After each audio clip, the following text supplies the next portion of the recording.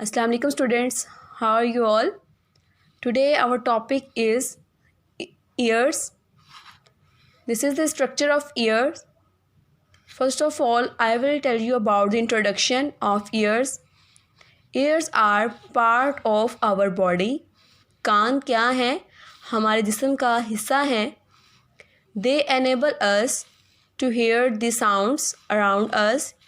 ये हमें इस काबिल बनाते हैं कि हम हमारे इर्द गिर्द जितनी भी आवाज़ें होती हैं उनको हम सुन सकें.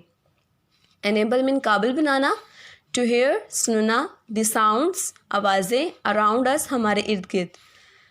दे also help us to balance, ये हमें बैलेंस रखने में मदद करते हैं. मीन्स हमारे बॉडी का मेंटेन मतवाज़न रखने में मदद करते हैं.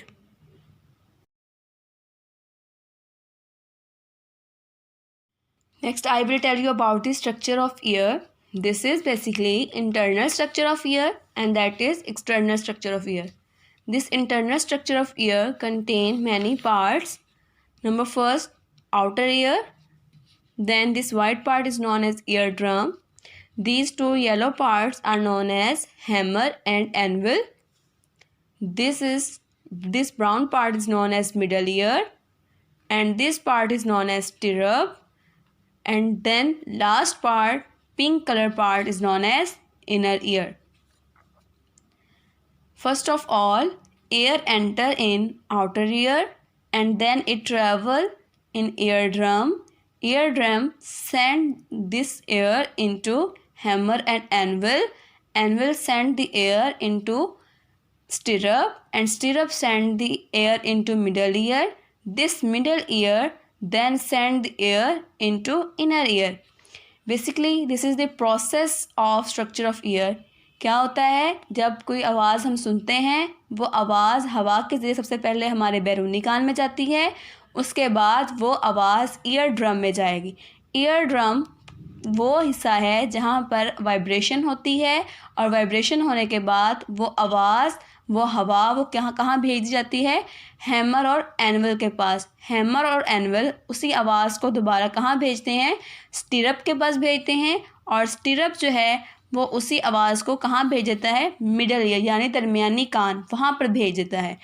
मिडल ईयर उस आवाज़ को उस हवा को रिसीव करने के बाद उसे कहाँ भेज देते हैं, वहाँ उसे फिर एक आपको नेटवर्क सा नज़र आ रहा होगा, इसके ज़रिए इसे इंटरनल स्ट्रक्चर यानी इनर ईयर के पास भेज देते हैं.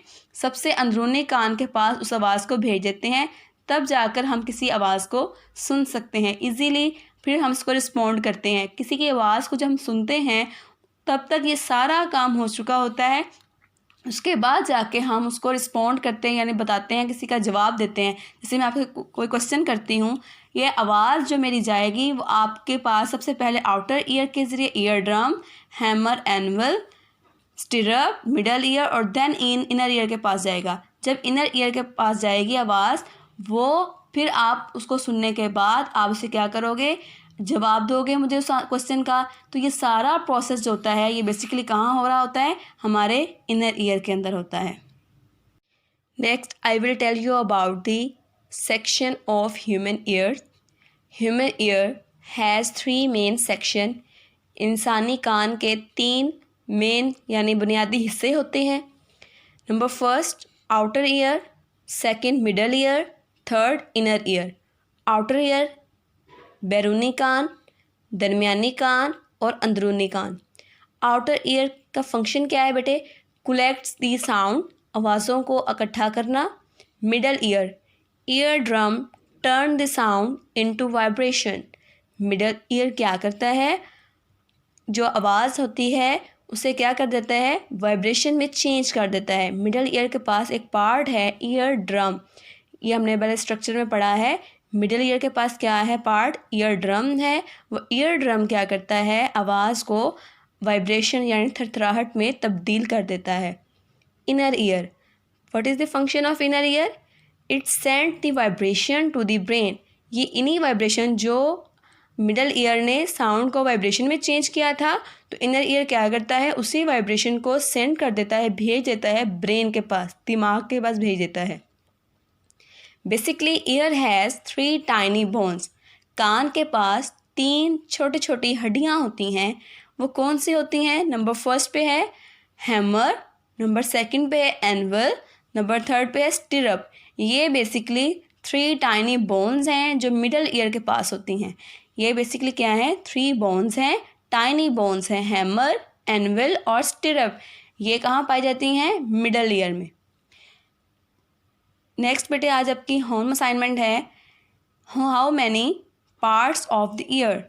How many parts of the ear. कान के कितने हिस्से होते हैं? And draw the structure of ear on your register. Draw the structure of ear on your register. Thank you. The ears collect sounds and turn them into messages for the brain to interpret. They also send information about balance to the brain. 3 sections of the ear work together to make this happen. They are the outer ear, the middle ear, and the inner ear. The outer ear is made up of the pinna and the ear canal.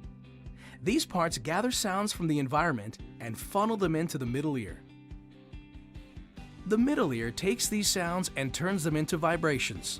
Sounds that come into the middle ear hit the eardrum, causing it to move. The eustachian tube helps the eardrum to work well by keeping the air pressure balanced on both sides. When the eardrum moves, it makes 3 small bones called ossicles vibrate. The vibrations are then sent to the inner ear. The inner ear receives vibrations and changes them into messages that go to the brain.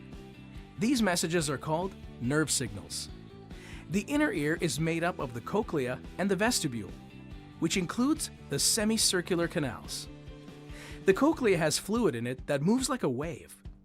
This happens when vibrations come in from the middle ear. The moving fluid causes hair cells to make nerve signals about sound. Semicircular canals also use moving fluid to create nerve signals that help with balance. Then, the signals from the cochlea travel along the auditory nerve.